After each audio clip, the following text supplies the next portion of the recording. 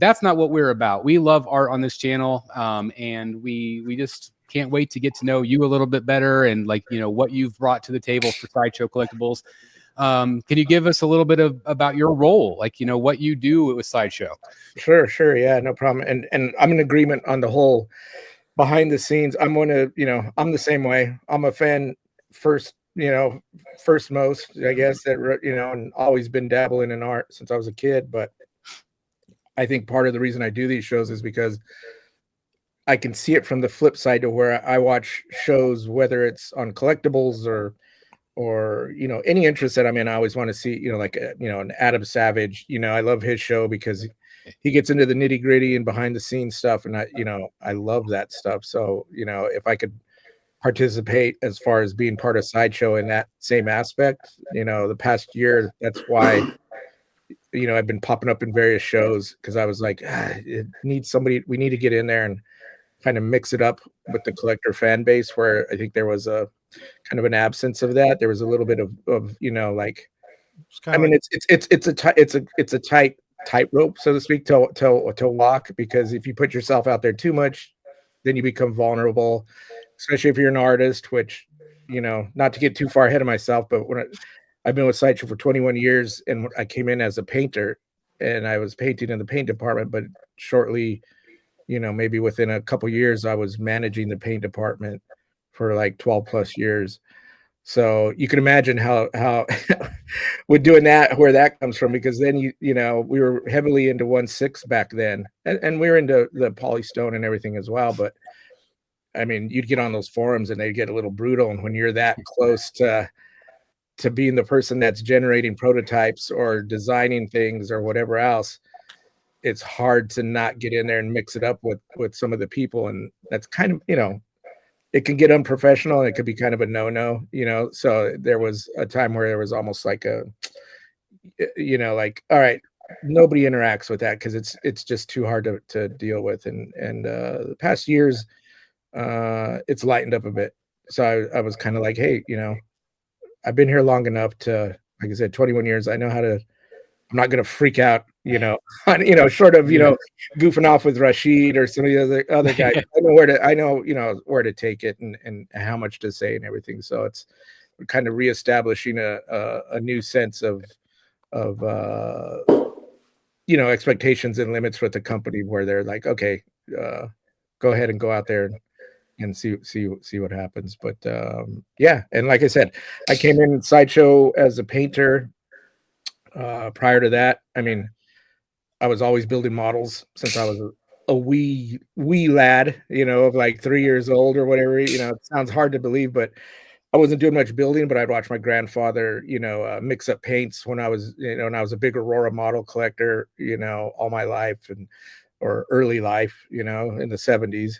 And I'd watch him paint. I'd hand him the paints and just kind of take it in, and then from there, learning how to paint, you know, on my own. And then I got heavily into, you know, garage kits, if you're familiar with garage kits, which are just basically resin model kits that are, you know, kind of stemmed out of Japan and took hold in the US, and they're still going strong in Japan, still going somewhat strong in the US. But I still excuse me, I still collect garage kits because I'm a model builder and painter by heart, you know, just that's what I like to do. And through that avenue, I wound up at Sideshow because I was entering contests, and a mutual friend a friend of mine that was Gilland, who is creative director at Sideshow, and he used to run the paint department, and is actually now partner. He's been with the company, like, you know, almost through it since like the whole 31 years. But he brought me on. So I moved from Colorado. I'm originally from Colorado. So I moved out here to California to work for Sideshow, and have been here ever since. So knock on wood. Try to get rid of me, but I refuse to. I'm like, what else am I going to do with my life? It's too late. That's right. That's right. What part of Colorado were you from?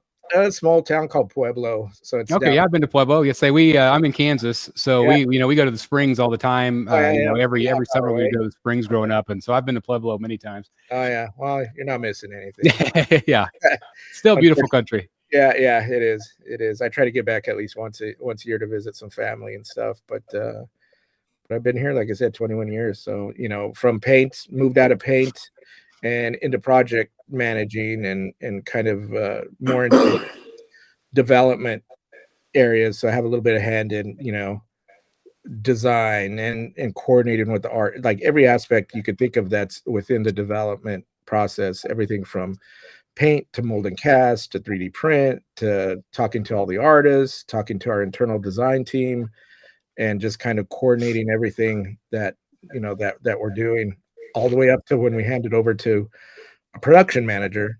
And production manager, now they're dealing with overseas, which in years past I did that as well because we didn't have separate uh necessarily separate departments. We were doing it all. So back in the day I was going to China and going into the factories and checking paint. The main thing was paint, but I go in there and mix it up and all that in. So that's kind of where I'm That's at now. one thing I always wondered, if they ever sent somebody to the factory to inspect everything. Oh, they do. Well, the thing is COVID put a huge damper on that. And the government situation over there kind of really, I mean, I don't know if you remember, it was right around when COVID hit. Hong Kong was having a bunch of political issues and China was getting in. I mean, it was a mess and it was really difficult to get in and out. So we had to start relying more on our overseas QC and et cetera, et cetera. But prior to that, we were going out there. When we first started going out there, we were going out there a few times a year. But prior to COVID, I mean, we were out there all the time. I wasn't. I was done with that. I got I got my fill, and we had various people that were dealing with that in house. The production guys, and they would go over. So Can I ask you a paint question? sure. All right. So when you work on a prototype and then you have to send it to the factory, do you guys like send them like you guys been doing like those sideshow behind the scenes where you like painting the statue? Do you do something similar to where you send it to Chinese the Chinese workers so they can copy the same technique, or do you just show them a photo and then it's up to No, them? they get a painted prototype out there. They get a fully painted one. So when we do prototypes, we paint two of them, and we keep one here as the one that we match to, and then we send one to China. So when we paint the two, they have to be as close. They have to be replicas of each other. So it's up to them to come up with their own style technique, because they use different paints. They use Yeah. different paint techniques. In the past, we've tried to and we still kind of we'll give them hints or tutor them, but they've been doing it for so long that they're going to do it their way to be anyway. And the key thing is as long as it matches, as best as possible to what we're sending out there. Funny story is the first time I went out there, I was in the paint department and everybody here, we just started our program to where we were going out there overseas. So it was all new to us. We were always working with brokers and with the factories and via emails and photos. And we were finding out we need to get boots on the ground out there. We need to see, because we're assuming and we're being told, I don't know, this isn't matching up to, how we're trying to get this stuff done. So we finally started going out there, and they're like, you're going out there so you can oversee paint and you can teach them and take a bunch of paint and all this. And I'm like, I had never been out there. I'd been to Japan, but not on a work type deal. So I was like, all right. But in my head, I was thinking, I don't know about this because we use a lot of water soluble paints here in the US. That's just what we use. I mean, some of the military modelers will use oils and everything. So the majority is like water-based acrylic paints. Yeah. Overseas, they use enamels and oils, and a lot of it is because of the weather, the humidity, and the durability of the paints out there. The water soluble stuff doesn't dry, and they can't blend them. It really is technique that they've figured out throughout the years, not only in a production sense, but also in a hobby sense. So they know how to do certain things their way. If we tried to tell them do it our way, it would be disastrous. Okay. And not to mention their paints don't interact the same way as water soluble paints. So going back to the story where I go out there and I take all my paints and ship them out, and they're like, and this was on a 1/6 piece that we were working. I think it was like a Buffy the Vampire Slayer or something. And they were like, show them how to do the hair and the technique. And I was like, okay. and now they're giving me their material, which is a PVC it's not even resin. And so they give it to me and they mix up and they give me a bunch of their paints. And I'm just like, this isn't what I use, because it's a whole different medium, the way they blend, the way they stick, they don't dry right away.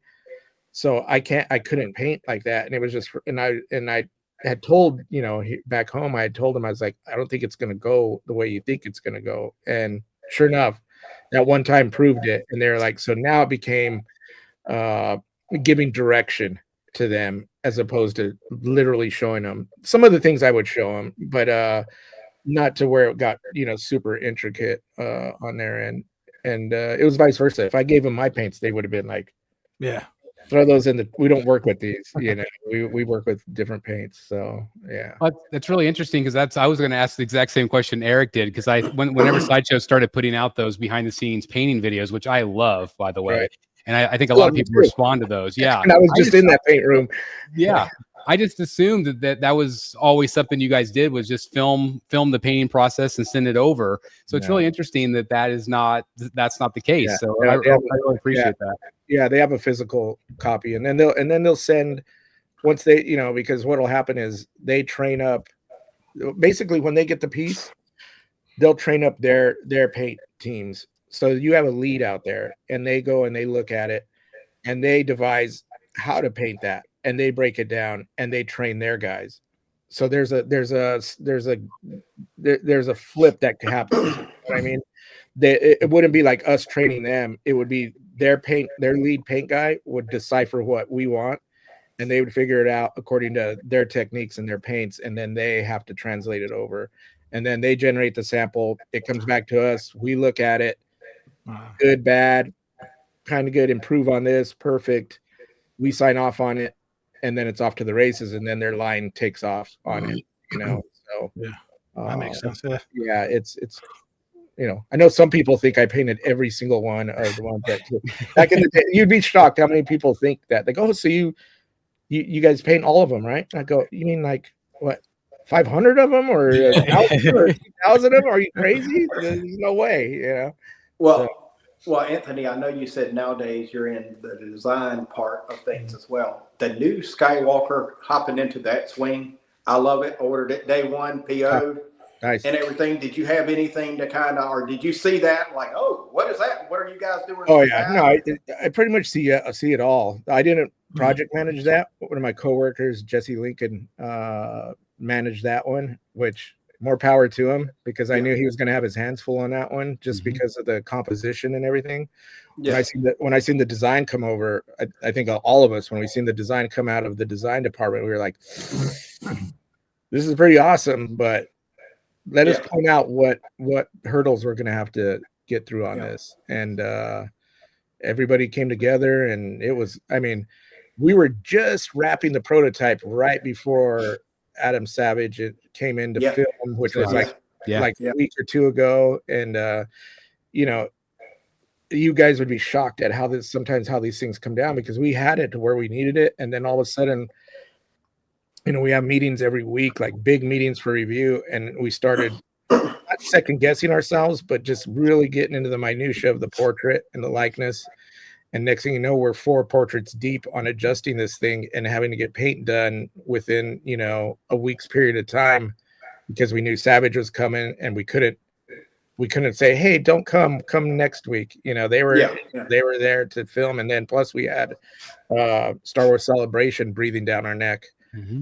So we had 2 definitive dates that we had to hit and get that. That's why you see like there's that acrylic rod that some people are like going, what's up with the acrylic rod in there? And that was just because that's a prototype, and we wanted to make sure nothing accidentally happened to that piece. So we're like, prototype pending, whatever it may be, because that wouldn't have been good. But it won't come with that rod, and it'll have a full welded structure up through that fuel line. Through that hose. The hose holds it up. Yeah. And there'll also be a plate. And I think the plan is there'll be a bolt and a nut that'll actually physically you'll thread on to get the spaceship onto it, Okay.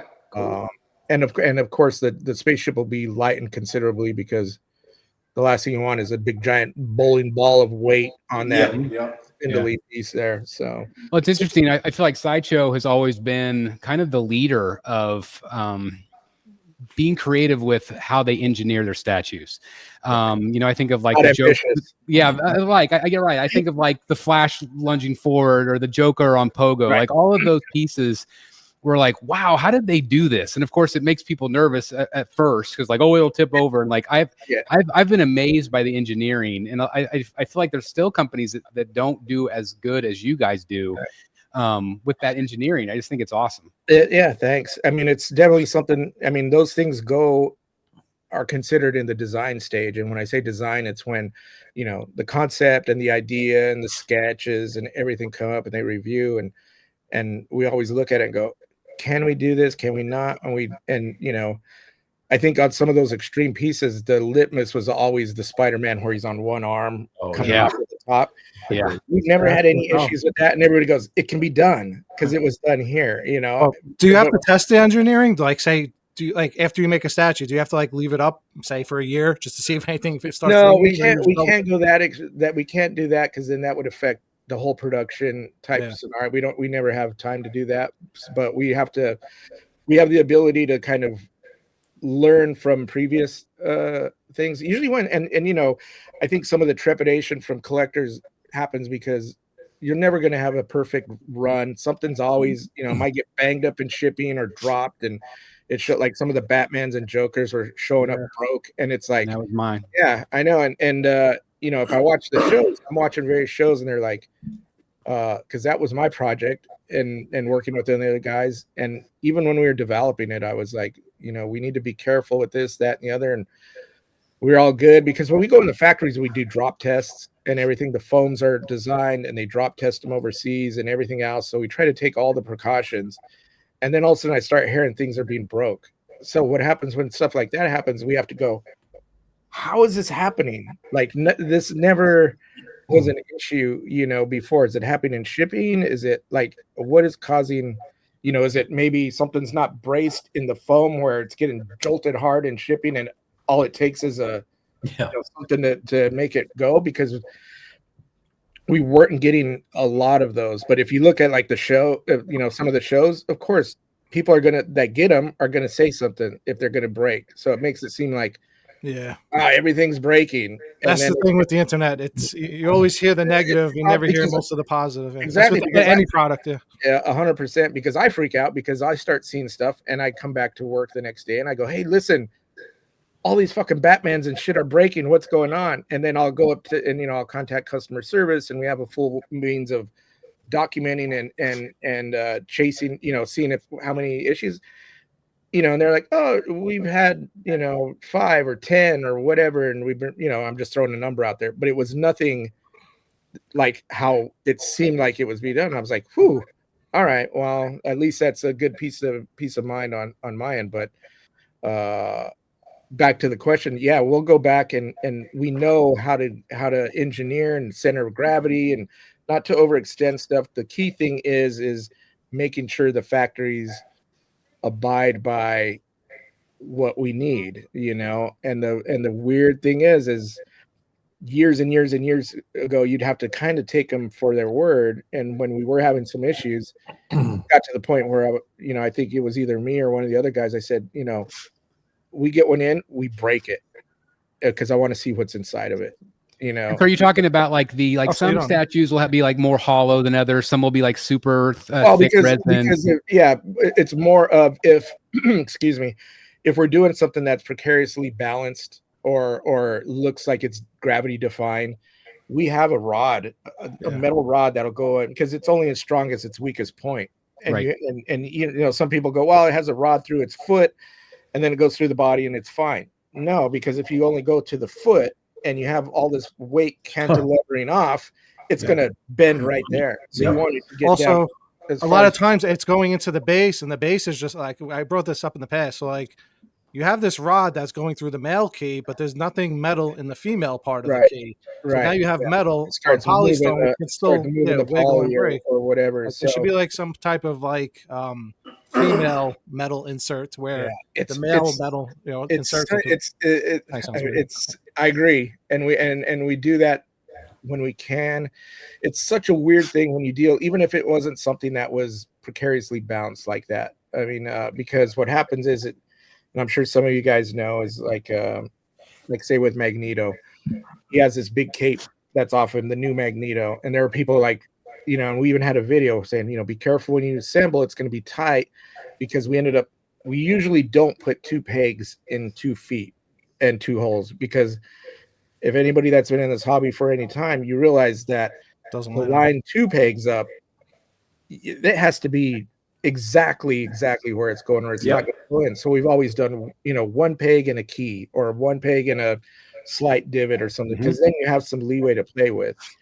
And so if you start putting like metal sleeves and making these things where they're not going to have anything, you'll get more back because they don't fit rather than them breaking. So it's a weird issue and these are things nobody really realizes, because most people don't have issues. They're just like, oh yeah, this is great. But we've learned from years ago where we were over engineering, which sounds ridiculous. Like, how are you going to over engineer something?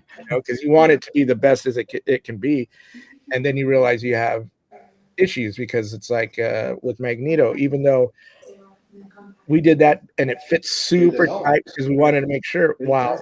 Then we run into people that, everybody's happy that the statues come in. They want to get it together. A lot of people aren't model builders, or a lot of people are heavy-handed or whatever. They're just excited and they can't. It's like patience. Go in and get it in, and everybody's on camera trying to do a unboxing, and now they're nervous. That's me. And it's just like, don't do that, because you're going to wind up, probably breaking something, and then nobody wants to be seen as it's their fault. It's like, well, this thing didn't fit right, and now it's broke, whatever it may be. But I mean, so and we did that, so there would be no ship, kind of like how you're saying, like, can you put metal sleeves or anything? We did the tolerances so tight that now there's no room for it to, like, because the minute you have some extra room and it's going to possibly list, it's going to it might travel on you. If you live in like Texas or in the tropics where it's really hot, the materials want to start moving and bending around, and that's just the nature of synthetic polystone or resins. But overall, that's another one. It wasn't that big of an issue. It was just some people were just like, I can't get my Magneto in here, sending it back. So the ship will probably be PVC. The ship part will probably be PVC, you think? Or? Yeah, I think, since I didn't work on that one, I think it's because now we'll even utilize with the advent of 3D printing and manufacturing, there are pieces that have been in the line that some pieces are 3D printed, and I don't think people realize that they're printed. They're not a molded or casted resin. And so with 3D printing, obviously you can get more intricate parts. You get straight, you can get some crazy angles that you wouldn't get, and warpage and shrinkage and all that. So I think the plan is probably to 3D print the back out of a durable resin, and to keep the weight down and to keep things straight. Yeah, because another thing is people don't realize, like in polystone, when you mold and cast, things want to get wobbly if it's a hard line, if it's a hard surface, they get soft and kind of want to do their own thing, and that wouldn't work if we did it. That wouldn't be acceptable. If it's organic, you can get away with that to an extent, but if it's hard surface, the last thing you want is to have your seems like most of the going back to engineering, it seems like most of the leaning stuff happens to people in like warm climates with like the high humidity. It's where it just destroys the eats up the polystone or resin. It's usually because that's usually the first question we ask if we get some weird things, because we'll be like, we've had no problems with this, and then we find out the ones that have problems. It's like, are you displaying it in your kitchen window, and what is going on? And usually somewhere around the line they'll go, oh yeah, I live in wherever where it's 100 degrees all the time. I've got a question on the design process and when it comes to coming up with like costs. Like if you take the piece we were just talking about, the Luke Skywalker, that was a little bit more of a pricier piece. As you guys are in the design process, do you have somebody say, okay, this is what we wanted to come in at? Or do you, I mean, obviously I know like Richard does a lot of the design work with like the sketching and things like that.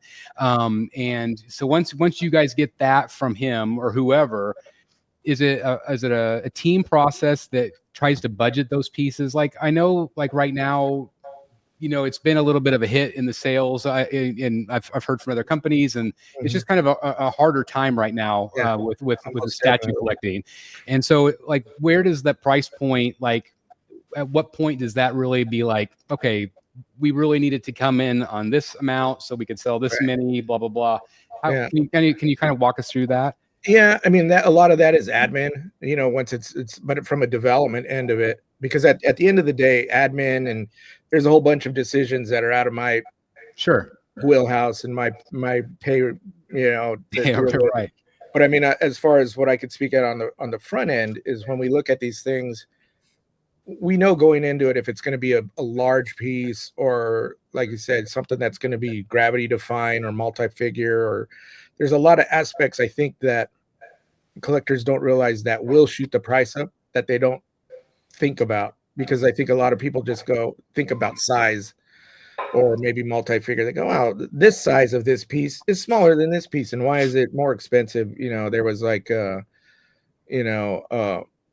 say like I guess like, you know, Weapon X came in kind of high, which I even thought it was a little high. But when you start breaking it down and you start thinking about, at least from, you know, my end of it and what we put into it and what has to go into it to make it happen in the factory, is you're running different materials. So anything with clear is very brittle, like all those bubbles. Yep. And then you have all the hoses, which are in a softer material that'll have to have a wire through them. So now you got to have those things casted with the wire through them, and they're super thin, and they got to get cleaned up with the seam on a side of it. And then the thing is even in the clear that's brittle, if you get internal bubbles, and with that one, it's not that big of a deal because they are bubbles, but there's a scrap rate that happens with that stuff. So now you got to take and consider scrap rate. And then you have all the adamantium rods that are, you know, there's a gajillion of them in the body that are all individual.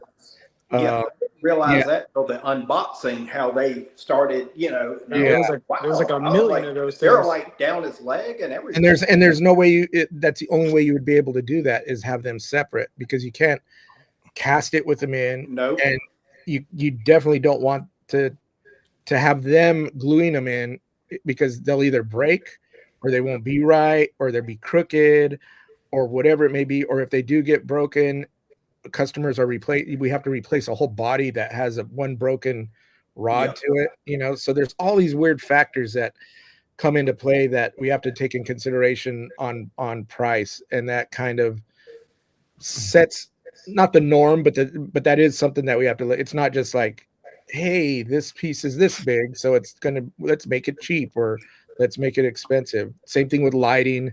Like Ghost Rider wasn't cheap, but you know, everybody's so awestruck with the lighting and everything, and it's like, well, you don't realize there's a thin LED string, you know, line of LEDs that goes through that whip, and that has to get cast in there, and it has to connect. And so all of these things that I'm talking about, when you go into a factory, even if it's a factory that you have history with, they price the job out.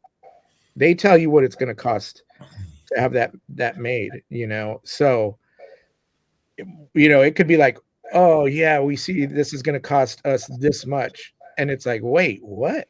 Really? How? And then they'll lay it out. They'll go, because it's labor on their end, it's intricacy, it's the paint. Even if you use, like, you know, are you doing a high gloss? Is there going to be a lot of decals? Is there going to be a lot of matte? Like, all of these things will come into play. But at the end of the day, you can see a statue that seems to the general collector that it's like, well, this doesn't look any more complicated than this. And the reality of it is, when you get into a development situation and production, you find out that there's a whole lot of stuff that might be more intricate and expensive on that smaller one than on a bigger one.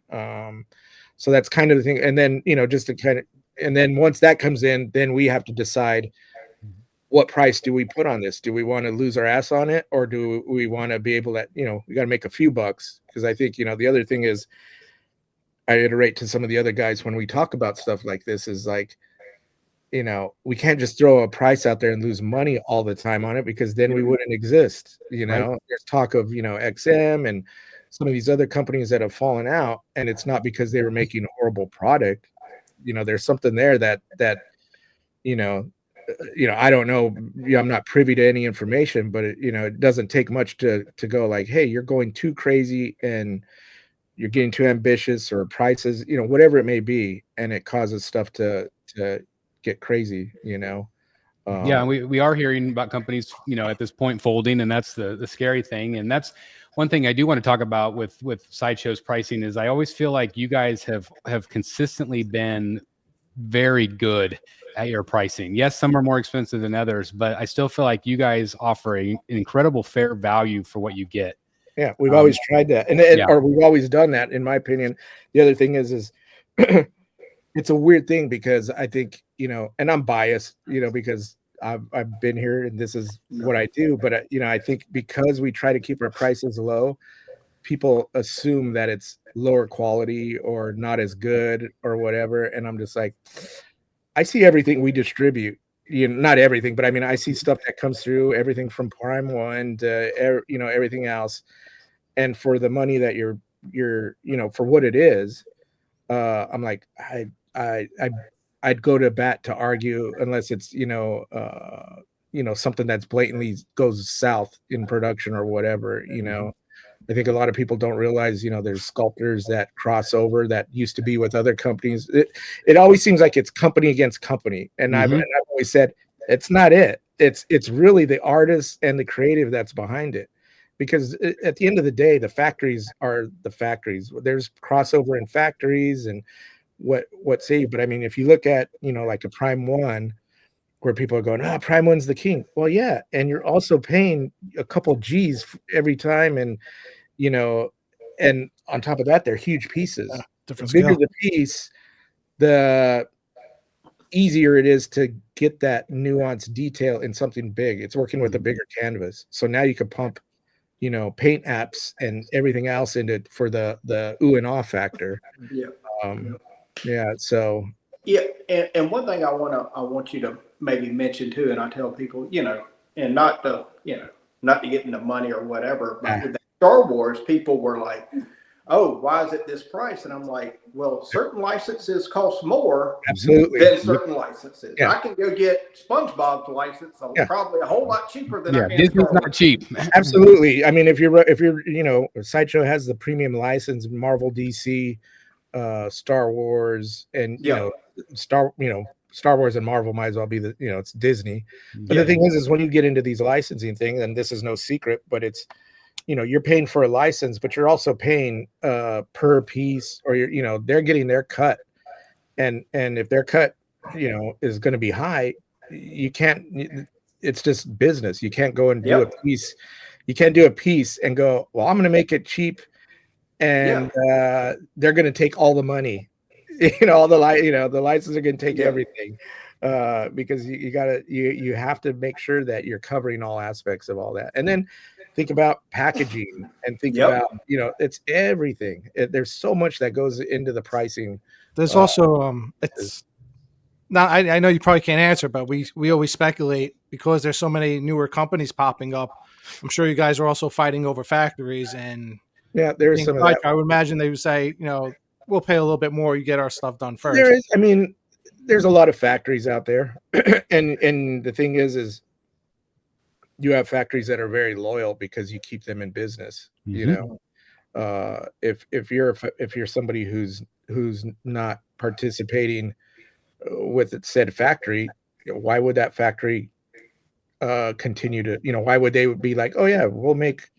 Whenever you want to put something on the line, we're here for you. They're gonna do what they need to do to keep themselves going as well, you know. But yeah, and sometimes those factories are there today and gone tomorrow as well, just because of that. You know, if they're not, it's a very competitive thing, even on the factory level and skill level. Not all factories are created the same. You know? Yeah. I wanted to piggyback based on all the things we've talked about. The artists at these factories are incredibly talented, and they, you know, there's been a lot of talk lately about, well, why don't we just build the factories in the U.S. and blah blah blah. That could never happen. Never happen. I mean, just the labor alone. I mean, the price, the production costs, like it would probably, I don't know, quadruple the pricing. Like it would never work. Well, that, you know, I was talking to some, you know, friends and some people about that, and, you know, trying to just general talk, and it's like, I don't think anybody realizes. I mean, I just turned 56, so it's like when I talk to somebody, I go, when's the last time you ever remember a toy when you're a kid or anything? It always said made in Hong Kong, made in Taiwan, made in Japan. When do you ever remember anything of that was relative where you said, oh, made in US? It's like, no. And ever since that, they've you know, Mattel with Barbie and everything, that goes back so long that they have an inherent you know, structure out there and knowledge. I mean, they know how to make the stuff. And it's not that the people in the US are dumb or lazy, but there's no way they're going to build a factory just to make, you know, polystone, you know, statues. They're going to build one to make, you know, cars and iPhones and computers. Of course, that's where the money's at. But you know, if you know, I don't want to get political, but if, you know, the government or anything wants to, or, you know, Trump thinks that, you know, it's going to bring a bunch of people in, no, all those things will be, there's no way. And when I go into those, back in the day, when I go into those factories, it's not just, those factories aren't just collectible factories. You go in there and you're like, holy hell, because they might specialize in something, but they're making everything.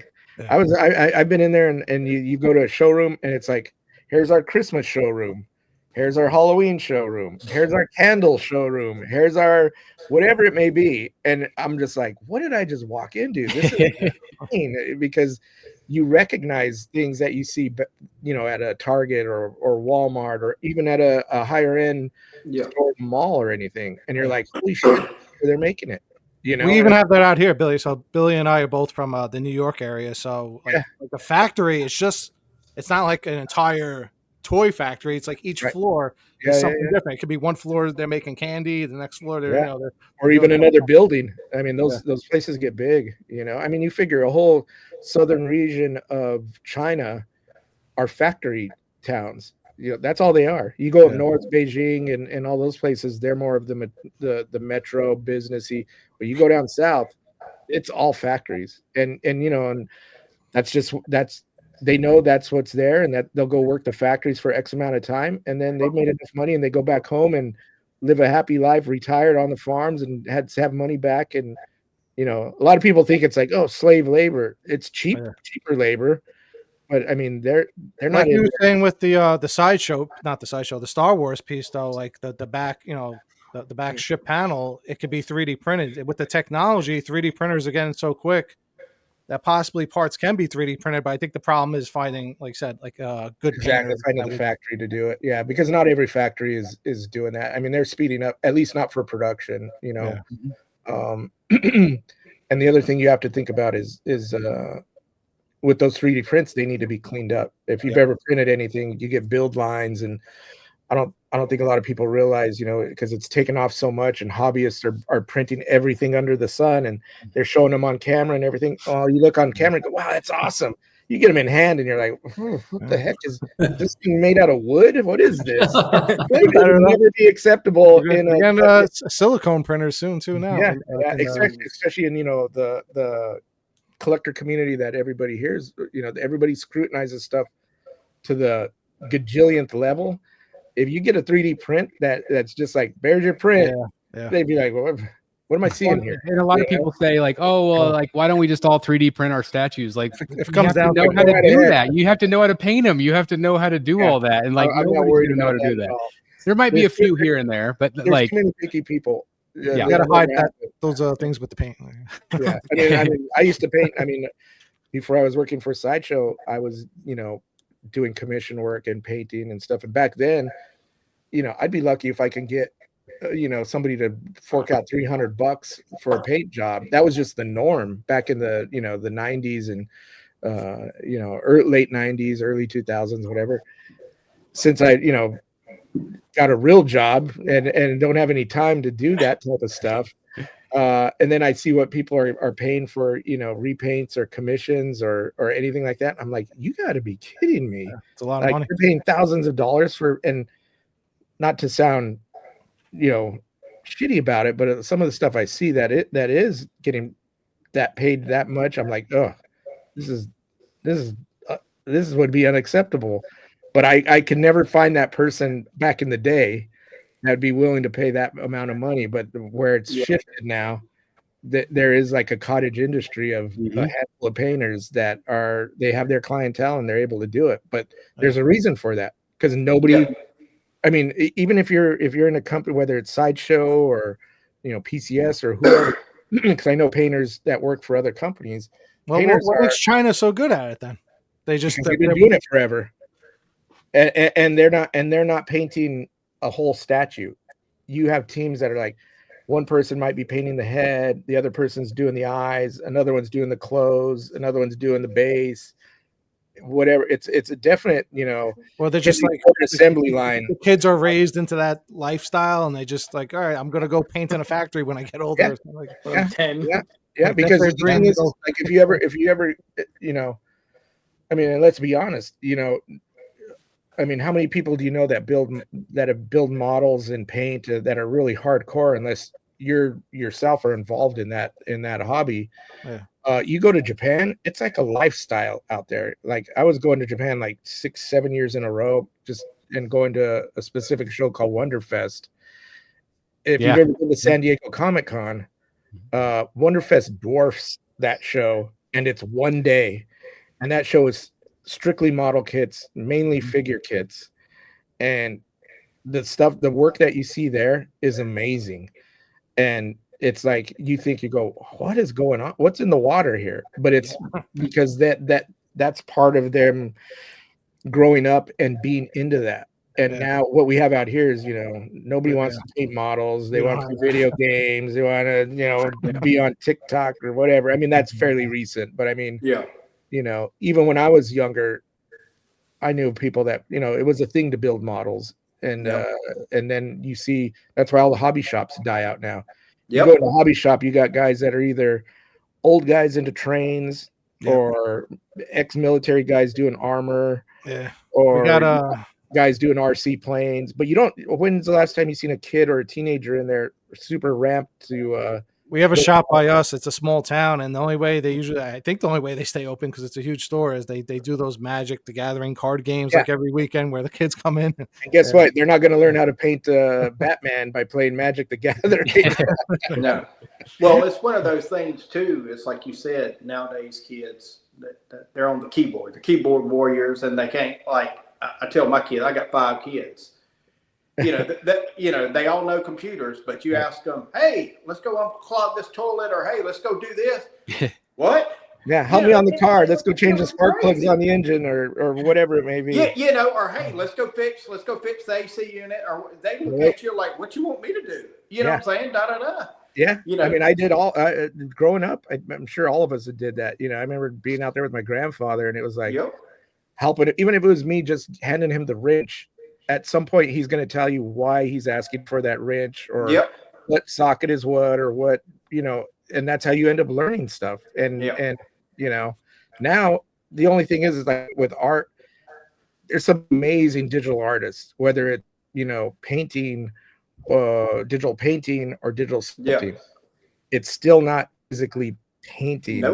As of yet, it isn't, So if you're a painter, you still got your hand in the game, Yeah, you ask them to pick up a pencil and do a sketch on like paper or like canvas, and they're like, "What? Hold on, play." And I'm like, you should be able to do it. I even joke with Danny Ball, because he went straight into digital sculpting. One of the first questions I asked him when we got to know each other, and so I go, did you ever sculpt traditionally? And he's like, no.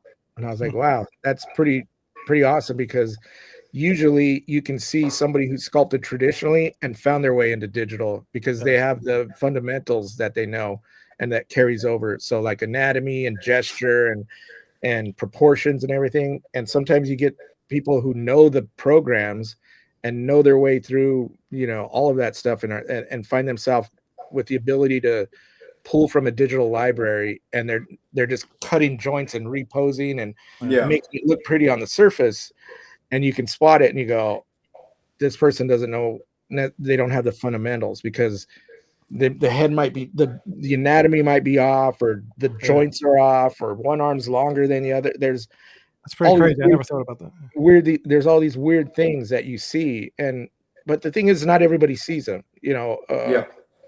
and not to beat on the community, but when I watch some of the shows, and whether it could be a licensed piece, it could be a custom piece or whatever, and people are ranting and raving and thinking like, this one is better than a licensed piece or whatever, and I immediately look at it and I go, you're out of your mind. But it's the thing is they don't see how we see it, and that's not, I don't want to sound cocky or like I'm above anybody, but there's certain aspects that I would love if I wouldn't get myself in trouble, and amongst other things, if they did a show where they're like, let's review, and we got Anthony here, and I could go, and then I just let him go, and then I could go, okay, let me point out some stuff, and it would be eye-opening, I guarantee you, but it probably wouldn't be accepted the way I would, I'd be like, look at this.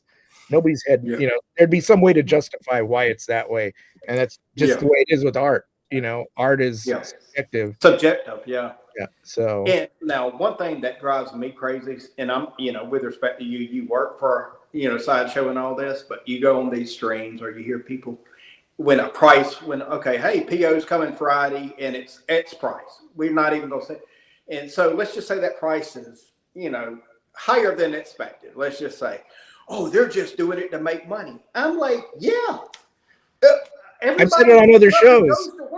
I go, do you want Sideshow not to exist? Yeah. I mean, it drives me up the wall. Yeah, it's always, cash grab or whatever. And it's like, well, yeah, we've got to grab some cash. Or you're a business. Yeah. I mean, even the high school kid that's working the job at the burger place or whatever, he's going to make money. Yeah. I mean, because it drives me crazy how people in this community, they're just doing it to make money. I'm like, yeah, so they can make more. Bills to pay. It just, so I know it's got to drive you crazy. Oh, it does. It does. But those ones are so straightforward and just kind of silly that I can't even give it much merit. Yeah. It's like, I'm just like, come on. Anybody who's visited this place or, seen what goes on. I mean, just the light bill, to keep the light bill on, or the amount of cardboard boxes we have to buy, or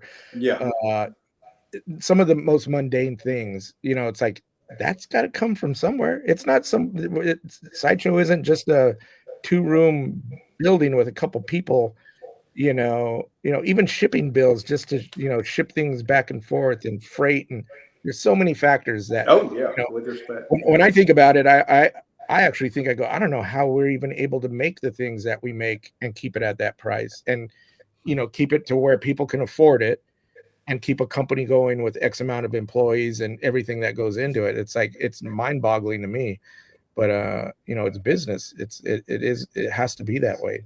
There's no, what's the alternative? We give it away for free, or we underprice it and leave money on the table. And then guess what? Within a year, there is no Sideshow. It's like, well, we're calling it quits because we were giving everything away to where everybody thought it. It's like whatever happened to Sideshow. Well, hey, you guys, type thing like that. So yeah. I mean, go figure. I mean, even years ago, we weren't distributing. It was just Sideshow stuff. I mean, and at some point, it's like, thank God we're distributing.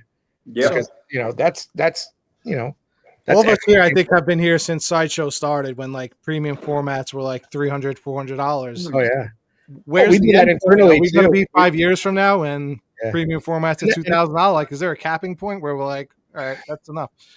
I think a capping point is, here's the thing.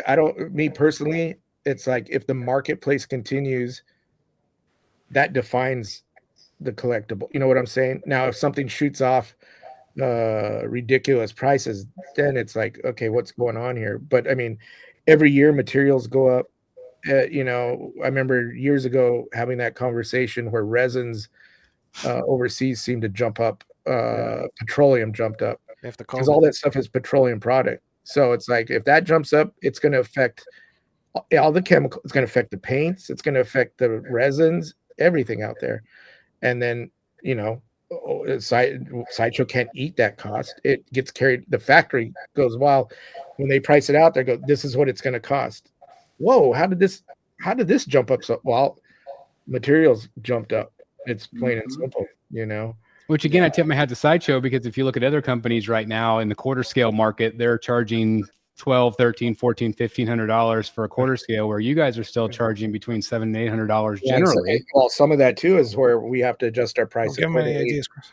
So we're I mean, no, and we try to go like, you know, can we keep the price competitive and a little bit lower? Maybe we do eat more of it on the price that we get on the ass end of it, just to keep it like, you know, it's business. Once again, you know, Right. you want to keep something affordable, but you don't want to price yourself to where, you know, you undercut yourself and then everybody freaks out and it's like, then you see the gradual jump. You know, it's all financial.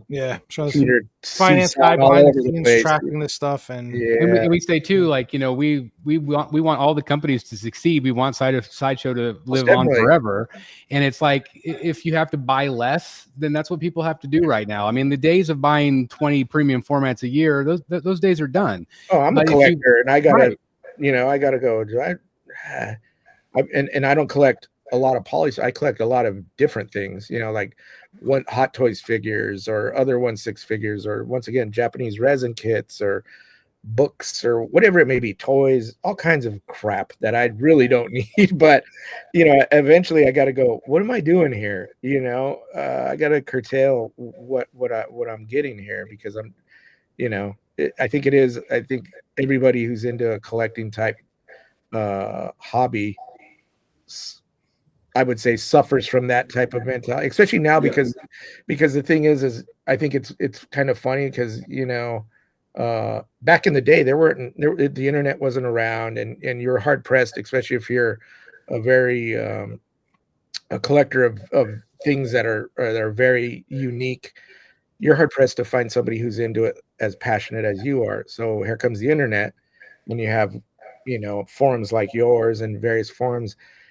Now it's a place where everybody could gather and talk, and then it escalates into, are you getting this? Yeah, I'm getting this. When are you getting? Now it's like a competition, and you start seeing things going like, does this person really want this, or are they just saying it because they want to be, you know, down with everybody else to get it? Because, you know, to me, yeah, exactly. I collect a lot of stuff. I don't get rid of really anything, and that's my thing, because I don't buy stuff to flip. I don't buy stuff because somebody else has it. I buy it because I want it, and because maybe, and being an artist, I'm usually collecting stuff because it's, you know, this artist sculpted it, or just from an artistic standpoint. Of course, I love Predator and Pumpkinhead. I'm a big horror guy. I'm not a huge comic book guy. I like comic book stuff, but I mean, my stuff is Predator, Pumpkinhead, you know, all of these, and a lot of original stuff coming from overseas. So, you know, what I'm getting at is, it just seems like there's a lot of people that are just buying a lot of stuff. Now, if you really want it, great. Yeah. You know, but I see a lot of people that buy it, and then next thing you know, a week from there, like, yeah, I sold this to get this. I got rid of this to get this. And it's like, is that really? I don't know. To me, that's never been my deal. I even have stuff that I'm like, I need to get rid of it. But then I go, it's so cool looking. I don't want to get rid of this. Well, you know, I'll go through my garage and I start pulling boxes, because my buddies are always like, you need to get rid of some of this stuff that you have. You know how much money you could get for this? And I'm like, I don't care. It goes back to, like we always say, we miss the convention days when we used to go see these things in person and kind of get an idea. Yep. We don't get that feeling anymore. So sometimes you order something and you're like, oh, it doesn't look There the is way I thought. Or Yeah, it doesn't, not that what does it's not good. It just doesn't fit the way I thought it was gonna fit. Yeah, exactly. Especially, you know, that opens it up to like a whole other thing is, you know, a lot of the stuff that's been going on now is these shows open it up to where people, you know, do unboxings and look at pieces and review them. Yeah.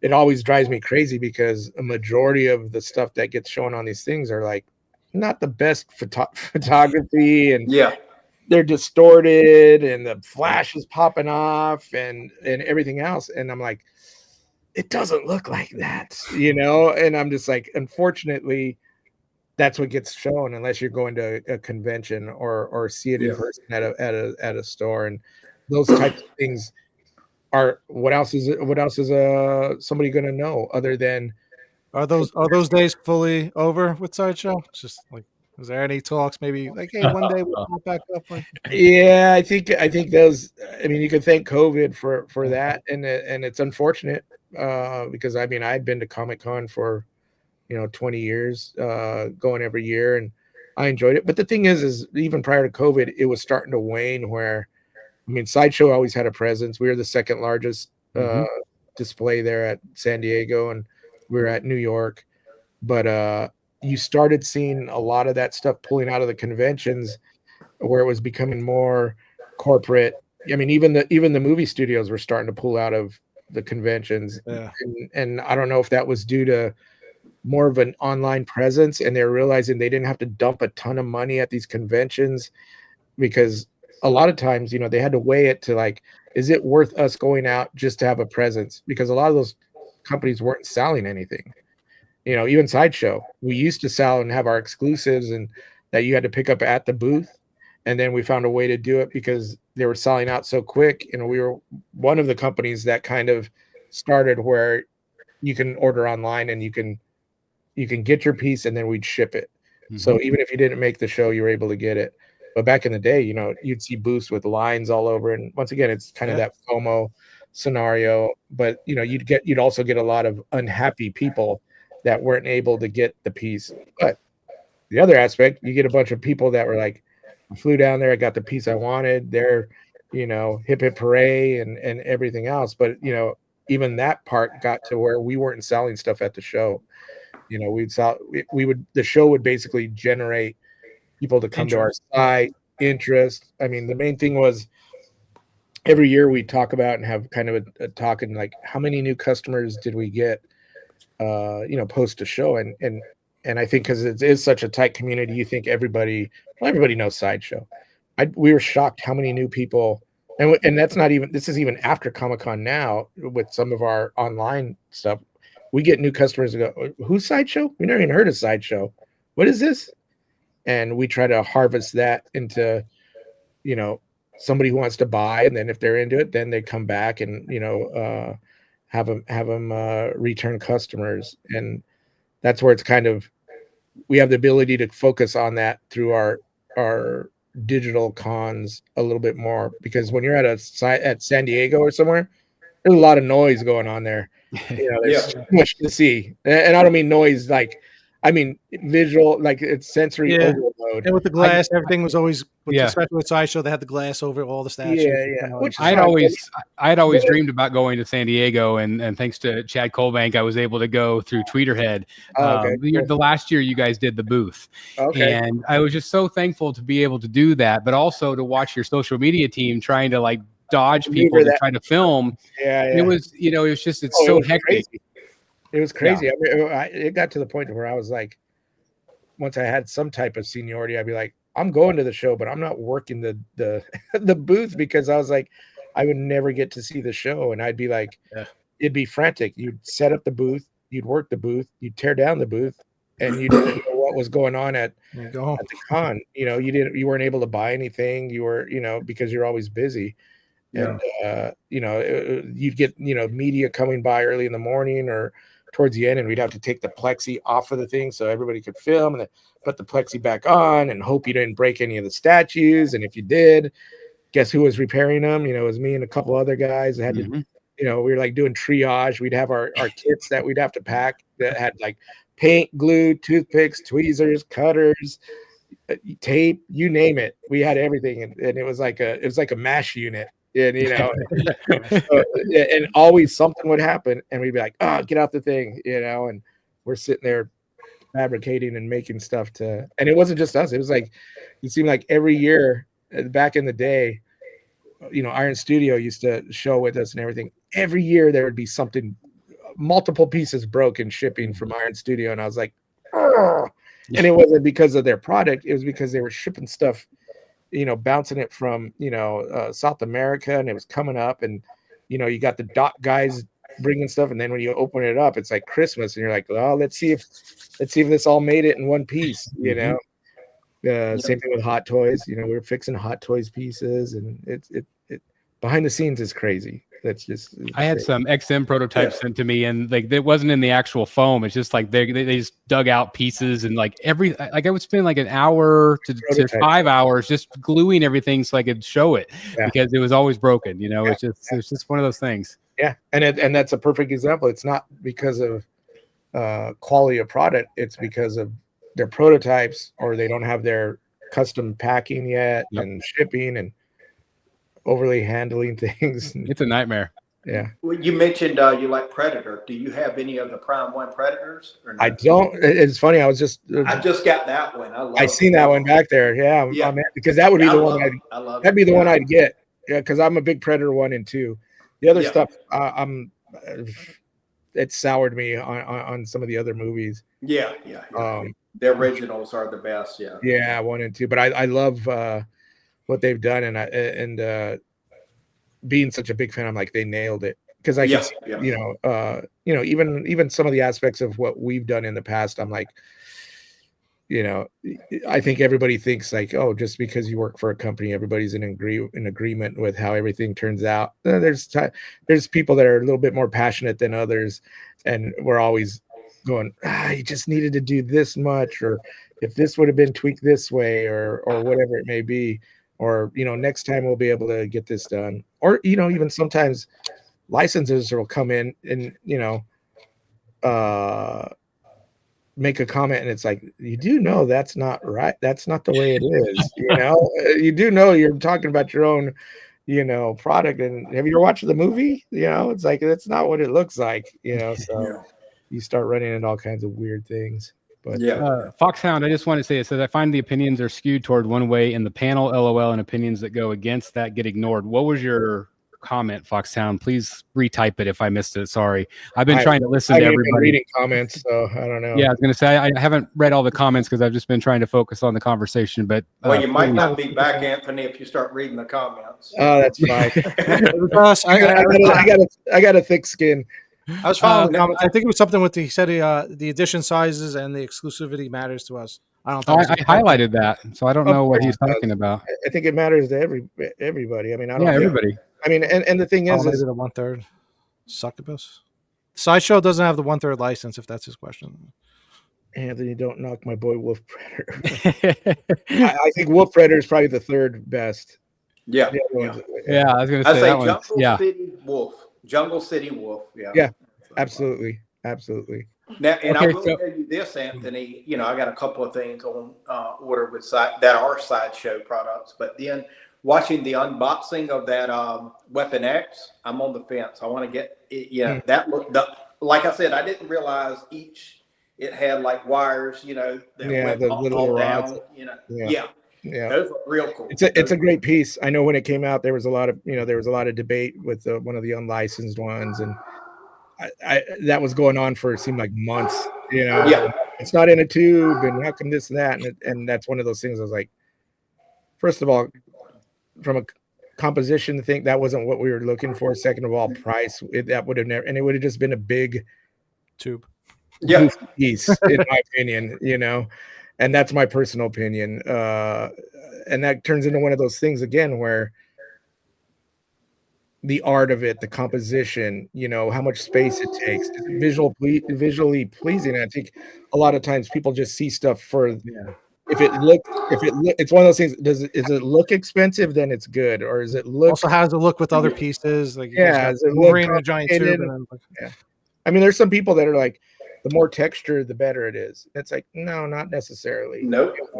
There's some pieces that are overly textured for a reason because it camouflages a lot of faults and a lot of positional things. But that was is what it is. So we've kept you well over an hour, and I don't want to keep you much longer because I know you are busy. But I have to say, can you say anything about Man-Bat? Can you tell us anything about the painting process of Man-Bat? I am so excited about that. Is being painted right now. I was just in the room prior to this and looking over some of the things on Man-Bat and doing some direction on it and stuff. So it's like 3/4 of the way finished for the paint prototype. We're currently working through some of the lighting and dialing that in. So soon it'll be back in overseas, and we'll probably be getting some photos of that. I don't know when the collectors are going to get an eye on it. I was hoping to possibly bring some images on it, but there might be a possibility where maybe a future show. Sure, I might bring just shoot some stuff. Sometimes I'm a little hesitant about doing that. We did that on another show with Bishop, where I showed some stuff, and the intent was to like give people a sneak peek. Sure. As things would have it, everybody went, for lack of better words, batshit crazy. That's right. And it gave them too much time to nitpick. Everybody was all about it. You always see this ebb and flow. It's like, this is the greatest thing. And then jokes start happening and nitpicking starts happening. And then somebody thinks that's funny, so they're going to repeat it. And then it gets ingrained. And then before you know it, everybody's like, I never really liked that piece. And it was like, well, I'm pretty sure a while back you guys were touting it as, the coolest thing ever. Yep. And I'm still confident with what we've done, but from the outside, I see how things go. So sometimes I'm a little bit like, because I can even put something that says in progress. Yeah, right. And it's just like either people take it off of there digitally or, and I don't want to show a picture with watermarks across the front of it, because then what's the purpose? Yeah. But people will refuse to even read that says in progress. They're like, did you see that thing? It looks awful. The internet's brutal. It's its worst enemy. I would love to show some stuff. Painting like Man-Bat obviously is mostly brown. Is something like that more challenging than other characters? Where I know like Sideshow has done such a great job with like painting on lighting, which I love that you guys have done that. Like you guys did a really good job of that with like Batgirl and some others. I know some people hate it, but I'm like, I think it's genius. Does something like that technique help with something like Man-Bat where he's so much brown? That's a good question, because even looking at it, that was some of the conversation where during the progress of the paint, you have to look at it and get it physically, because it's all dark. And you definitely don't want just a big dark piece. You don't want anything to be like monochromatic. So like, his skin is, some people might be like, well, he's going to have brown skin and he's going to have brown fur. It's like, no, because then he's just going to be a big glop of brown. Right. Yes. So his fur is in browns with highlights, kind of wolfy, whatever, like a bat. Yeah. His skin is a little bit more reddish brown. No, it's a little bit more Payne's gray, like darky gray. That color contrast to offset it from brown, and then it'll get warmed up towards the end a little bit. But it's cooler than the brown. His eyes are, beaming red. There's no pupil or anything like that. They're real glowy red. We were talking back and forth about the light on do we want it just like a big rusty kind of weathered bat signal, or do we want it to look like it's painted and scratched and kind of, more of a realistic look or a comic booky look. So you always run into these weird things. The wings look great. They're like translucent. You see all the veins, and they're awesome. And he looks awesome just from the teasers. I was gonna say, without the color, he looks awesome. There's so much buzz on that piece. It's a cool piece, and it's big. That's another big one. My Vader will be here Tuesday. Nice. So, for you guys. So awesome. I can't wait to unbox it. So yeah, that's great. That's great. A real quick question from Everyday Collector. This is John. 2 asks, please. Number 1, prestige tiered product. And number 2, bring back the legendary scale product line. Has that ever been discussed, those half scales? Yeah. I know Sideshow has done a few here and there. Yeah. I mean, we talk about it. I don't know if we'd ever bring back that scale, the legendary scale, because once again, we're at a place in the marketplace to where, people are complaining about price and size as it is. Yes. And that might be us shooting ourselves in the foot as far as that goes. As far as a prestige line, I talked about this the other night. Premium format was always the prestige line, hence the name premium, and it always it had cut and sew and multimedia and aspects to it. I think throughout the years, it turned into premium format. Yeah, there you go. Yep, premium format turned into a blanket moniker for quarter scale. Somewhere it got the premium end got lost, and it turned into quarter scale type. I think what we're going to probably do is try to recapture that premium format line, that title and line, and making it more of the premium, and quarter scale is quarter scale. You know what I mean? It's not. So I think that might be, there's talk about that. I mean, there is, I'll never say never if we decide to go with a prestige line or a higher end. I know there was talk about, like, with the Luke, and it might have been John talking about it on one of his things on his show, where how awesome would it be if, we did other pieces that were in the similar vein of, like, part of a ship or part of another structure, and had a, cut and sew on another figure. But I think time will tell on if the marketplace warrants something like that. I mean, right now, Luke is doing quite well for us. Better, it's gone beyond our expectations, let's say. Cool. Oh, that's cool, Dan. That's good. I think it's one of your best likenesses also, in terms of, I think you guys continue to get better at that. I think you're going to see a jump in that. The thing that bums me out is that there's already a jump in that, but customers don't see that stuff sometimes for years. So there's been stuff in the making for a year that you guys won't see, for a while.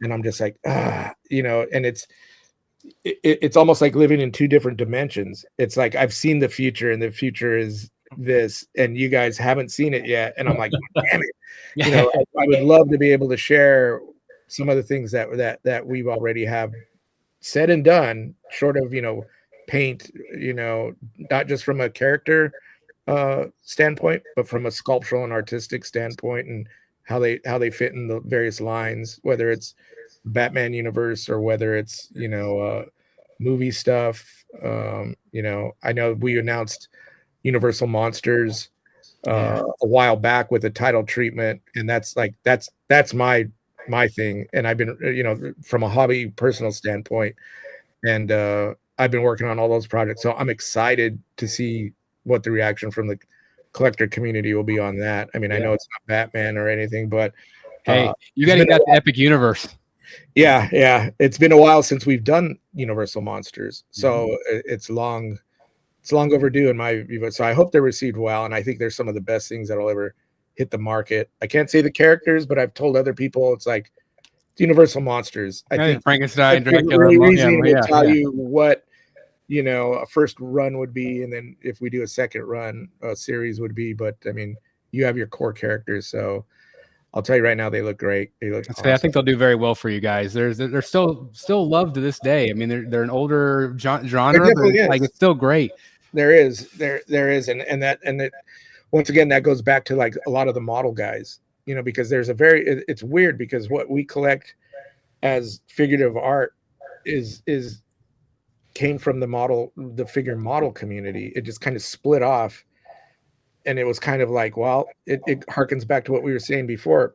People can't paint models, while we filled a gap to where, and not just us, but any the pre-painted companies fill the gap. It's basically, here's your built and painted model kit, because nobody was building and painting their own model kits. You know what I mean? There was an opportunity, because Sideshow, that's where Sideshow came from.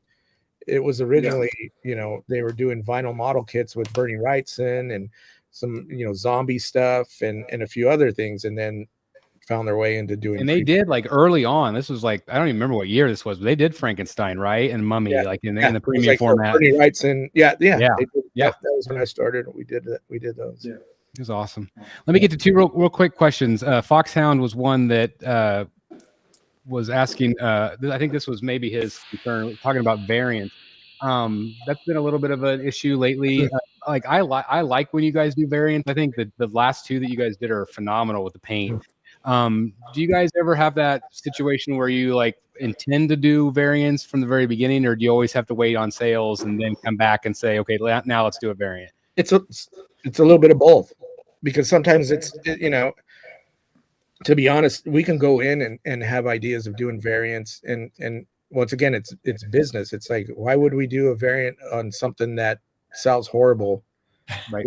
Exactly. It's like, hey, you didn't like this? Well, you're gonna like this one. And then it's like, well, that didn't. I don't know how that didn't work. That should have worked. It's like, no, you don't like hamburger. Well, you're gonna like a double patty of hamburger, or whatever. You don't like hamburger helper?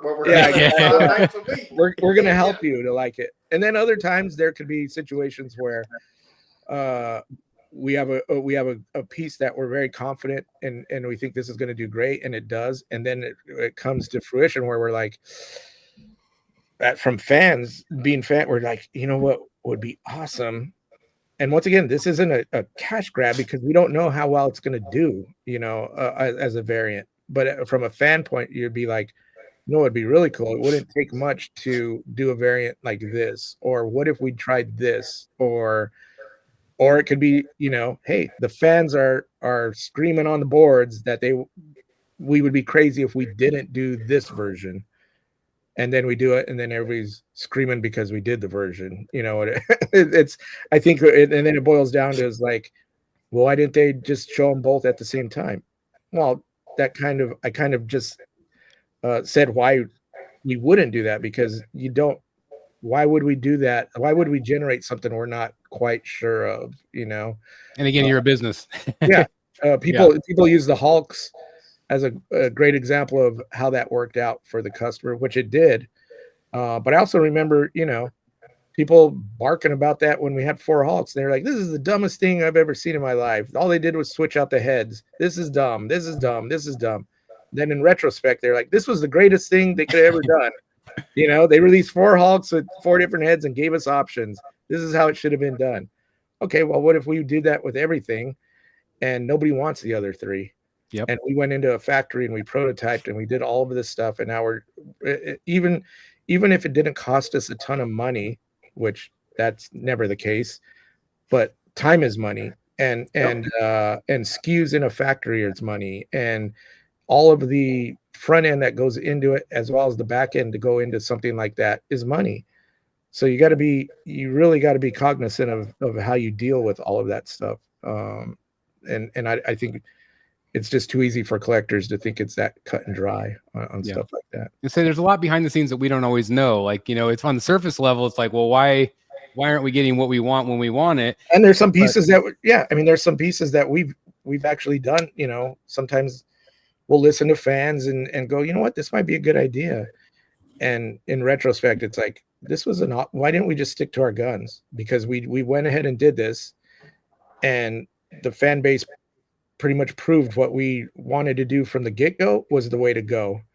And instead we decided we were going to listen and maybe tweak something or go another way. And then it's almost like fans like to go, I dig what they did and they listened to us, but I like the original version anyway.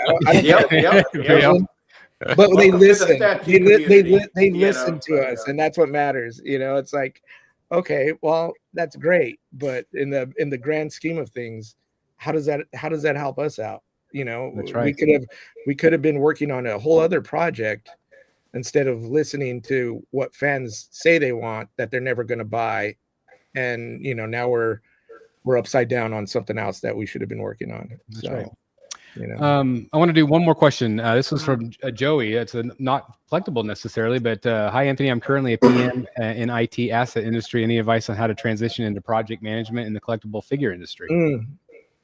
Well, first of all, you have to be pretty passionate about what you're doing, and you got to have a background in, some knowledge in that, because it's, IT and managing, polystone projects and figurative art, and it's two different things. I mean, we have an IT department here, and if I had my IT department, or if we had Sideshow's IT department and told them, hey guys, bring your IT department guide to work day, and have them do what we're doing, they'd be like, I don't know what, I couldn't, I don't Foreign know. language, right? Yeah. Foreign language. And it would be the same way if I went into IT, if I wasn't, well versed in that, I'd be like, what am I doing here? Not saying, I mean, that's a simple answer. I mean, maybe I forgot who asked that, but maybe he is well versed in, this is Joey, in production. It's really just, you really have to be passionate and have some background in that type of stuff. You can't come into it and you're responsible for talking, paint and sculpt and mold and cast and cut and sew and dealing with other artists and composite. You have to be well versed in that, because if not, you're dead in the water right out the gate. Yeah. So. Do you ever have to be the bad guy? Yeah. Yeah.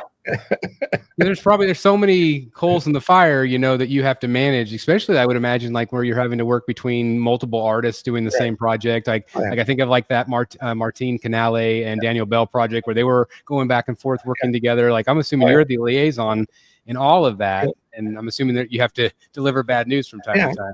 From time to time. I mean, it's all a collaborative thing, and we all work good together, but I mean, let's be honest, it's a group of artists. And if you ever work with artists, they're very passionate, and they're very, sometimes can be very confident in their decisions on what they would like to see things done. And, and that's when it moves into, I mean, I'm not the last say by no means. We have creative directors and art directors and everything else in set in the, but we usually figure it all out, and it never escalates to anything to where it gets like that. It's usually when we get into a meeting and if there's 5 people that think it looks good and one person that thinks it looks bad, well, that kind of sets the precedent for how that's going to move along. You know what I mean? Unless somebody pulls rank and and says, nope, this is how I want it, and then it's like, all right, I can't wait till it does horrible, because our next meeting,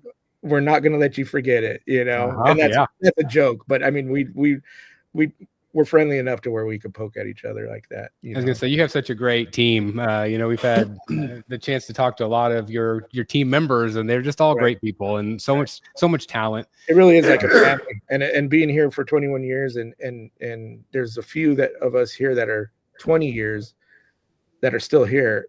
A lot of the people that I was working with prior, either left or went on to other jobs or whatever, and it's we still have that core group. It's great, because you see that person every day. It's just like with any other job, but we work so tight together, and it is somewhat of a looser thing. It's not like we're working at a job where it's very regimental and like a cubicle. We're right next to each other, and we're like hollering down the hallway, hey man, did you get this, and what about this, and did you watch Andor last night? Yeah, I seen it. Hey, shut up, don't tell us about, it's that type of deal. And we go to lunch together and awesome. Nerd out. It's very similar to like what we're doing here. So that sounds perfect to me. Yeah. We've kept you a long time, gentlemen. Any other questions before we let Anthony go? I don't want to keep him too much longer here. Thank you very much for giving us your time, brother. I appreciate it. Yeah, I'm glad I can make it. I know there was a little hiccup with Chris being sick or whatever, but he's always sick. So I know. And 5 o'clock, it gives me a chance to stop working early. But, in my real life, I'm an elementary school counselor. That's what I do for my career, and so I'm around kids all the time. And the last couple of years, they just whatever they're bringing in. I've seen some of your past shows where you were like, mentioning around kids, and I joke around because some of us that I'm around, matter of fact, yesterday, everybody has kids. I don't have kids, but they're always sick. And I'm like, Yeah. it's your little dirty kids. That's right. They're I know. bringing germs Hey, into here. Bring Hey, in Anthony, stuff. why don't you have kids? Because yours are always sick. And so, Yeah, okay. it's like, man, these Yeah. kids are bringing germs everywhere. But That's right. yeah. Well, again, I can't thank you enough for spending this time with us, and it's been really awesome to get to know you a little bit better. And you're welcome back anytime you'd ever like to I come back on. appreciate We'd love to have you again. Yeah, I'll see if maybe the next time I could see what I could do and bring something for you guys to see and share on that aspect. So, but That's I appreciate it. That was awesome. That'd be Absolutely. Well, keep doing what you're doing. We appreciate everything Sideshow's doing. We love your company, and we love the product that you're putting out. That's great to hear. Thanks. Hey guys, thank you so very much for watching today, and if you're new here, please hit the subscribe button right here on the screen and check out these 2 awesome videos. I think you're going to love them. And also please join us on social media, Facebook, Twitter, Instagram, and TikTok. I would love to have you join in all the fun. Thank you guys so very much for watching. See you in the Batcave.